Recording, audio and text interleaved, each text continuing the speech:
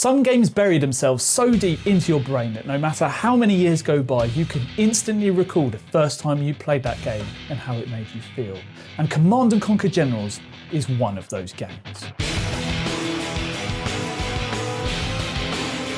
When I first came across Command & Conquer Generals, I was only 10 years old and I had a lodger living at my house and I saw him playing Command & Conquer Generals. And the moment I saw Command & Conquer Generals loaded up on his computer, I wanted to sit there and watch him play it. I thought it looked really awesome. I was instantly enraptured by the music, the theme, the funny voice lines from the characters in the game, the over-the-top lines that all of the characters say and the units when you click them.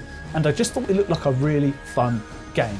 And when I asked him if I could have a go and he let me play it, I thought, what an amazing game. It was so fun to set up my own skirmishes and go to war against the bots. And many years later, I finally got my own copy of Command & Conquer Generals. And being a Mac gamer when I was younger, it was one of the few games that I could actually get on Mac. So there are 3 races that you can play in Command & Conquer Generals. You can play as China, the GLA, and the USA, and they have their own special unique traits for each race.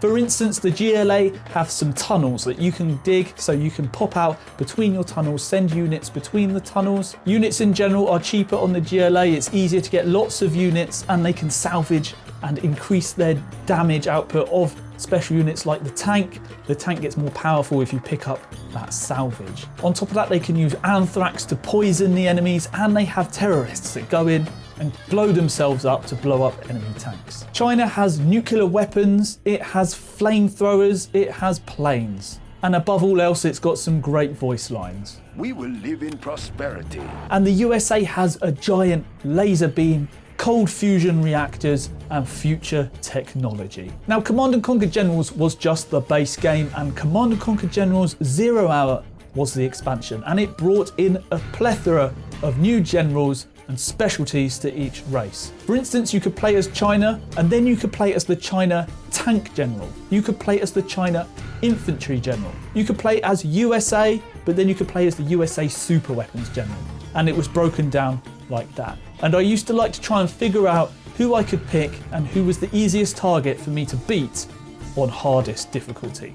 And I used to like to load up this map called Twilight Flame and put everyone else on the hardest setting, and I had to figure out how I was going to fend off these units. So my strategy was this. I would play as the USA Super Weapons General, who had a special turret that would deactivate incoming tanks.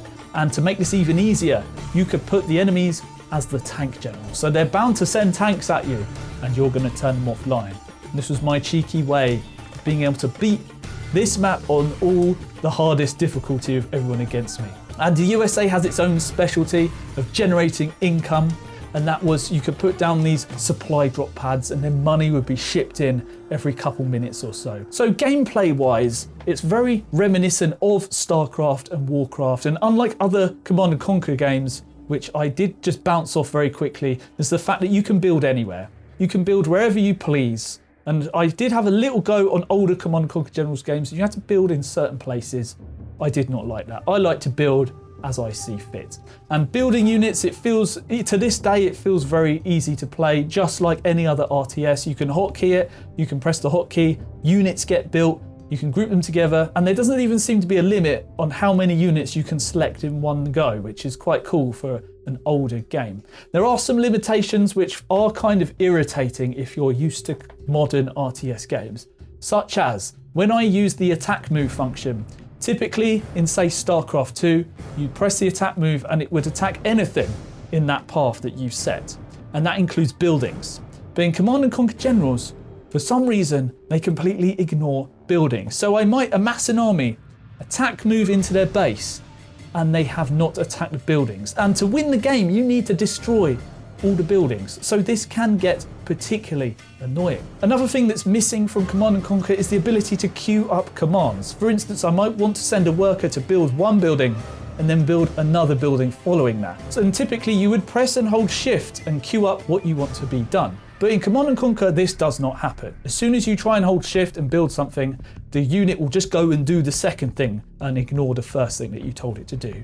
So not being able to queue up things is kind of irritating and means you're not playing as efficiently as you could be playing. So what it means is you're going to have to constantly be micromanaging your base building, micromanaging your units, and making sure everything that you want to happen is getting done, because you can't queue it up, so you're going to have to manage it yourself. Another thing that I found is that if you're playing an 8-player map, and it doesn't matter how powerful your computer is, if you're seeing all the action, say you've got an ability to see what's going on the mini map and it reveals the map, your game's going to slow down. Even if you've got a very powerful PC, and this game is years old, it's going to slow down no matter what.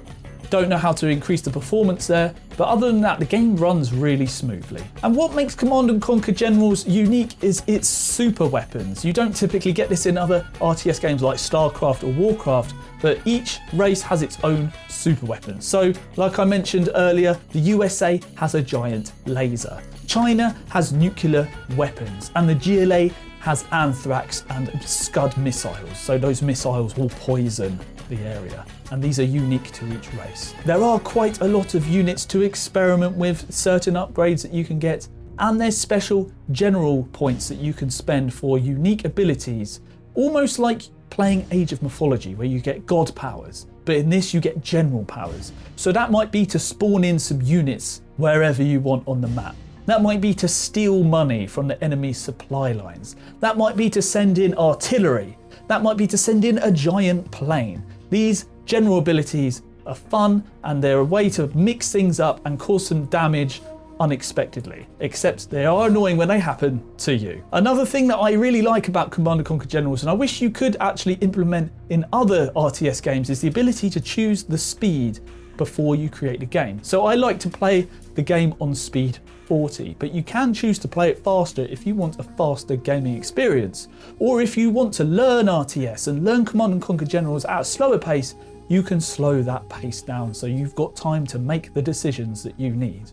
Now, Command & Conquer does come with its own extensive campaign, but I spent most of my time just playing skirmishes against the AI. And I think there's a lot of scope to have a lot of fun just playing these skirmishes. But if you are looking for a cheesy campaign about war with some funny over-the-top dialogue, there is a campaign there for you to play. And I just want to talk a little bit more about the music in Command & Conquer, because I feel it's got some really unique music, and I absolutely love some of the soundtracks in this game. In particular, I love the Chinese soundtrack and the GLA soundtrack also. They are very catchy. The USA one is very militant. It's very what you sort of expect from a USA theme tune, but it's not my favorite. Honestly, it gets a bit grating after a while, but the GLA one is very nice, and the Chinese one, I also love listening to those soundtracks. The game's got a really good sense of theme with each race that you can play, and it works. And along with the unit dialogues as well, when you click your units and they say their voice lines,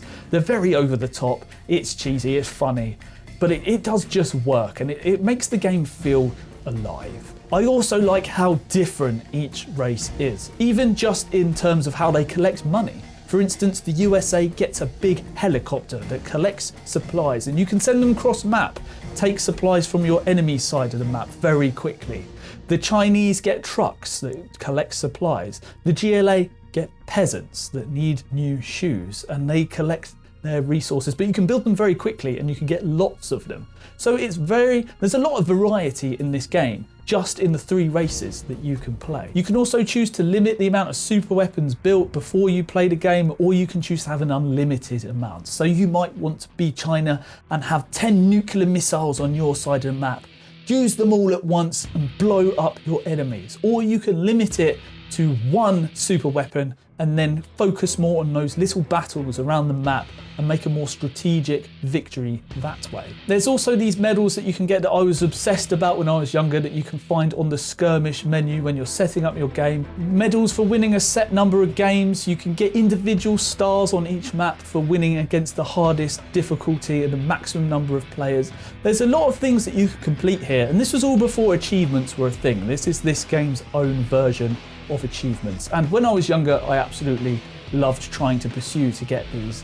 And and that sort of progressed me into wanting to get achievements in other games. I think it kind of stems from this game. So overall, Command & Conquer Generals and its expansion 0 Hour are fantastic RTS games from the heyday of RTS gaming. And if you haven't played this game, I highly suggest you give it a go. You can get it on the EA store, and it's a very good game, and it gives all the basics of an RTS experience. If you've played StarCraft, it's very similar to that. If you've played Warcraft, it's kind of like that too. It plays very well. There's just a few things here and there that are kind of annoying because it's an older RTS, like the attack move function, or the fact that you can't queue up commands so you can get your builders to build lots of defenses and then queue that up and leave that and do something else. But other than that, it's a fantastic game with a lot to learn and a lot to love. So give it a go, and thank you for watching.